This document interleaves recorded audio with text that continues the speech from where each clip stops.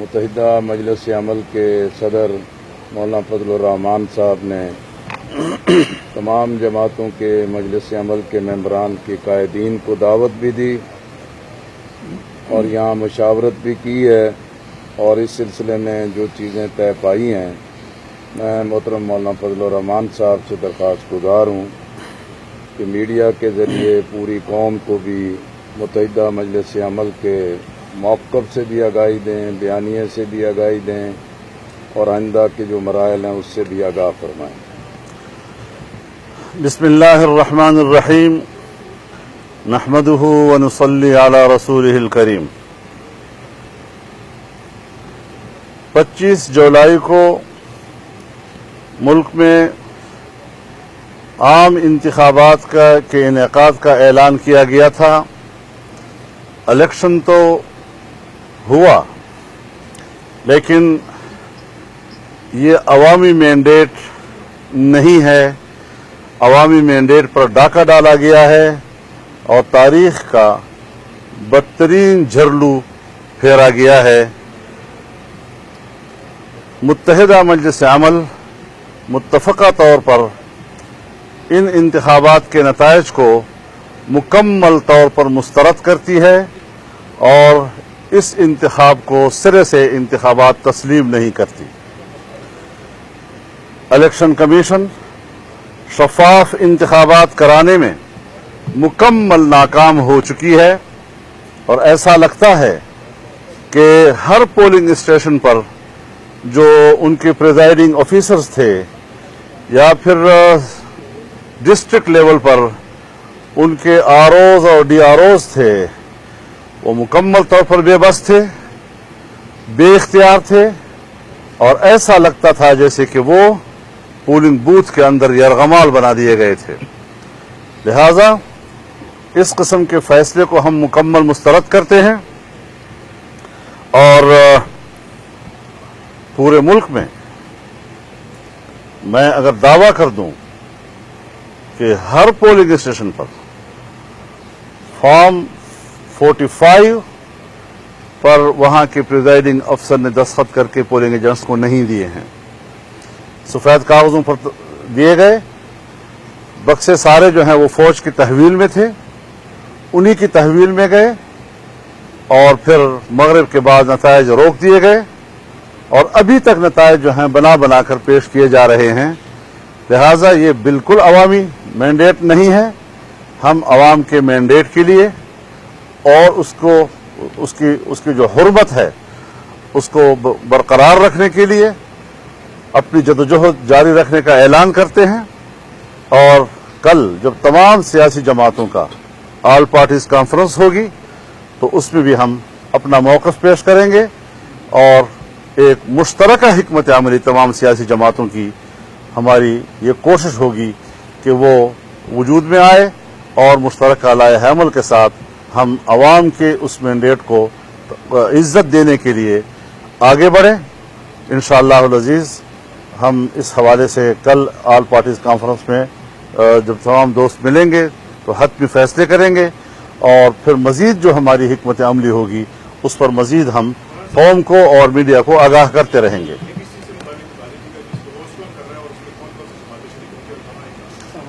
جی، اس میں میاں شہباز شریف صاحب اور میں دونوں ہوسٹ کر رہے ہیں۔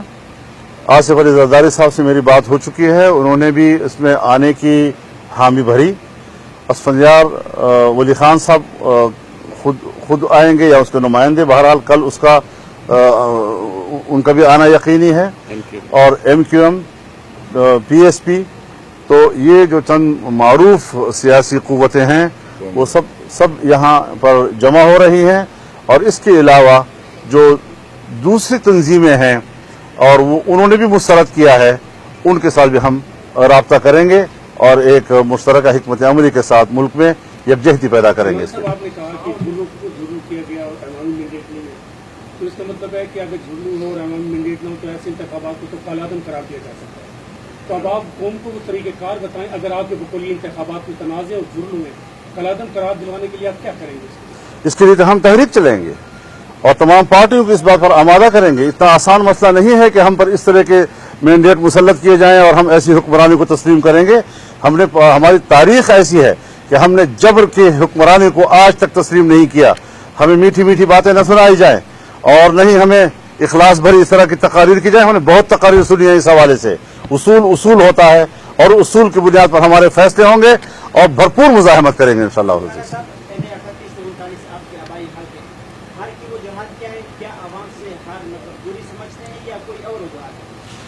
وہاں پر جو جھرلو پھیرا گیا ہے وہ ہمیں معلوم ہے. جہاں پر میں 25-30 ہزار کے لیڈ سے جیتا رہا ہوں, آج ان لوگوں کے ہاتھوں سے مجھے 35,000 سے ہرایا گیا ہے جس کو کوئی گاؤں میں شاید اس کا چائے پلانے کے لیے بھی کوئی تیار نہ ہو ان کو. اس قسم کے لوگوں کو, اور آپ بھی جانتے ہیں اور یہ بھی جانتا ہے ان کو کیونکہ کیا حیثیت ہے جی.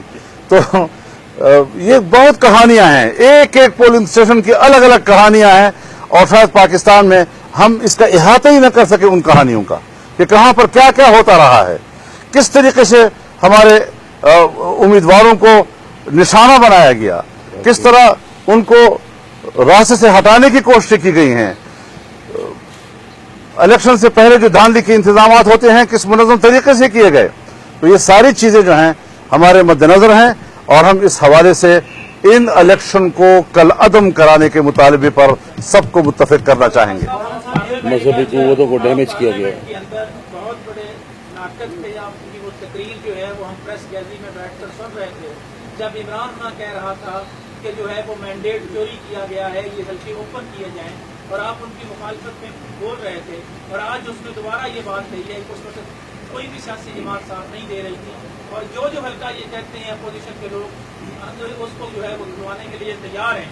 ہر انتخابات میں یہی ہوتا ہے کہ دھاندلی کے الزامات لگتے ہیں اور آپ نے جس طرح کہا کہ شہباز شریف صاحب اور آپ جو ہیں وہ اس کو ہوسٹ کر رہے ہیں, تو کیا مسلم لیگ نون کی جو احتجاجی تاریخ ہے اس کا آپ حصہ بن رہے ہیں جس طرح اتحادی حکومت میں کی؟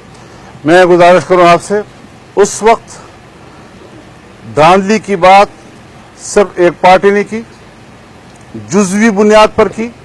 پہلے 4 کی بات کی, پھر 10 پہ چڑھ گیا, 10 کے بعد پھر 50 پہ پہنچ گیا, پھر 70 پہ پہنچ گیا اور سارے مطالبے اس کے ساتھ جزوی بنیادوں پر حکومت مانتی رہی.